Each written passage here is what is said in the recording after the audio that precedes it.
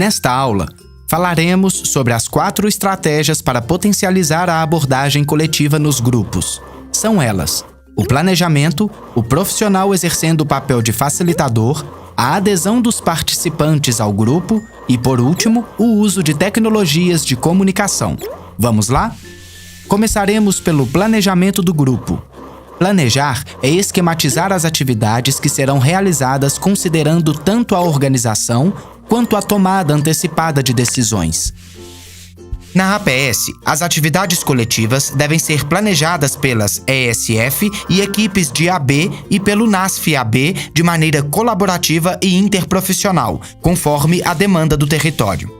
Na atenção especializada, o planejamento também deve ser interdisciplinar, com a colaboração dos profissionais envolvidos no manejo da obesidade como nutricionistas, endocrinologistas, psicólogos, cirurgiões e outros. Vamos ver, a seguir, algumas etapas importantes para o adequado planejamento das atividades coletivas. Preparação da equipe. As agendas dos profissionais devem prever reuniões para planejar as atividades e definir responsabilidades, ou seja, deve ser destinada uma parte da carga horária para isso.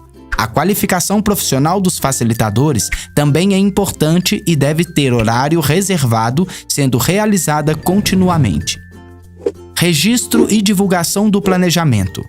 A contextualização do assunto, a justificativa e os objetivos do grupo devem ser registrados em um breve projeto a ser apresentado para toda a unidade de saúde, visando ampliar a adesão da equipe e do gestor à atividade proposta. Definição do público-alvo. Devem ser considerados os objetivos e as características comuns dos usuários. Também é importante avaliar o nível de escolaridade e a capacidade de compreender informações sobre saúde, visando propor atividades compatíveis com o público. Definição da periodicidade dos encontros. A duração e o intervalo entre os encontros devem atender às demandas dos usuários e do serviço, sempre tendo como pano de fundo o objetivo do grupo. Definição do horário. Os encontros devem ocorrer em horários adequados para a equipe e usuários e serem compatíveis com a disponibilidade do espaço físico. Para possibilitar uma maior participação de pessoas empregadas, equipes que trabalham em horário estendido poderão agendar os encontros no início da noite. Definição do local. O espaço físico deve ser confortável e acessível a todos, incluindo aqueles com mobilidade reduzida. Divulgação. Pode-se utilizar diferentes instrumentos como cartazes, folders, ligações ou mensagens eletrônicas. Sugere-se também aproveitar espaços da unidade de saúde, como salas de espera, ou durante o acolhimento, consultas, visitas domiciliares, etc. Organização de materiais. Equipamentos e materiais necessários para o encontro devem ser providenciados com antecedência, assim como a definição de quem serão os responsáveis por essa demanda. Avaliação. Para verificar se as atividades atingiram o seu objetivo, elas devem ser monitoradas e avaliadas. É importante definir previamente as melhores formas de registro, monitoramento e avaliação. Esse assunto é tratado no capítulo 4 do instrutivo e será abordado na aula 8 do módulo 4.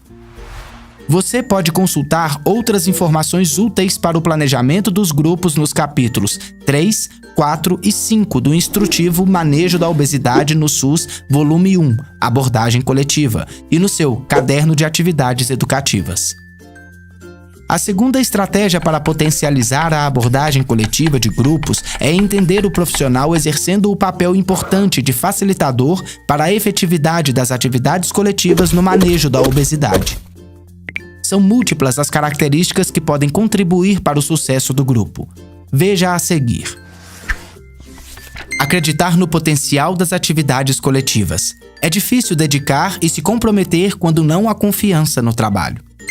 Ter domínio do conteúdo abordado.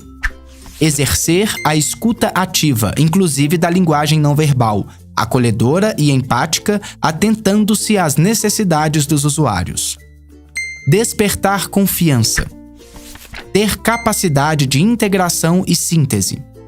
Respeitar e reconhecer diferentes saberes, incentivando a construção compartilhada e a busca por soluções práticas. Acolher diferentes formas de ver e estar no mundo. Valorizar o conhecimento, a cultura e o patrimônio alimentar de cada pessoa. Ter capacidade de estimular a comunicação e o diálogo. Ter senso de humor e habilidade para dissolver polaridades. Incentivar a problematização e o pensar crítico. Não impor valores, ser livre de atitudes de julgamento, de crítica e de culpabilização. Você deve estar pensando que é difícil ou mesmo impossível uma pessoa que possua todas essas características, e nós concordamos com você. A necessidade de múltiplas características do facilitador para o sucesso do grupo evidencia mais uma vez a importância do trabalho colaborativo e interprofissional e a constante evolução dos membros da equipe para alcançar os objetivos do grupo. O trabalho interprofissional amplia a confiança e a abertura dos usuários para as atividades coletivas. Além disso, o olhar atento da equipe também permite a identificação dos papéis grupais, ou seja, de posturas que cada participante pode desempenhar no grupo. Para entender melhor sobre isso, consulte o capítulo 3 do instrutivo. A terceira estratégia para potencializar a abordagem coletiva é a de trabalhar a adesão dos usuários ao grupo. No cuidado de pessoas com obesidade, o sucesso e a adesão não se limitam a seguir uma determinada alimentação e ou realizar atividade física. Eles podem ser determinados de diferentes maneiras como: primeiro, sucesso. Se dá na problematização do usuário sobre o seu agir, o seu desejo e a sua saúde. Isso acontece na prática quando o processo terapêutico é colaborativo, de maneira que o grupo problematize e valorize os motivos que o levam ou não a comer determinado alimento e a se movimentar, em detrimento da discussão restrita da quantidade e da frequência do novo hábito.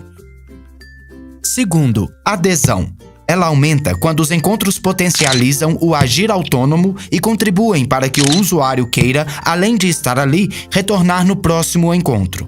Na prática, isto se dá pela circulação de afetos alegres, capazes de romper com dores, ressentimentos, dificuldades, estigmatização, entre outros entraves à mudança.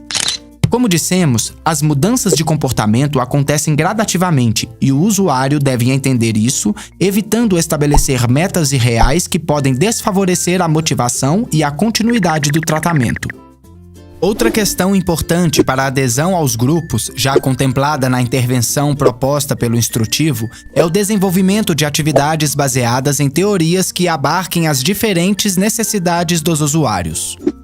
Também se deve evitar a prática de pedagogia de condicionamento, ou seja, a troca de recompensas como marcação de consultas, entrega de medicamentos ou de plano alimentar. Utilizar a educação como instrumento de controle fragiliza sua capacidade de promover a mudança de comportamentos, perdendo assim sua efetividade transformadora. A melhor recompensa que o usuário pode receber ao participar do grupo deve perpassar por sua subjetividade, incluindo o vínculo construído, a participação ativa e os resultados advindos das mudanças obtidas pelo aprendizado e através de reflexão. A quarta e última etapa das estratégias para potencializar a abordagem coletiva dos grupos é o uso de tecnologias de comunicação. No instrutivo, a sua utilização entre os encontros foi sugerida visando fortalecer a adesão.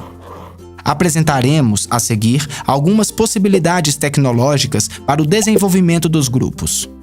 Contudo, atente-se para que o uso de tecnologias não seja excessivo a ponto de incomodar o usuário ou sobrecarregar os profissionais.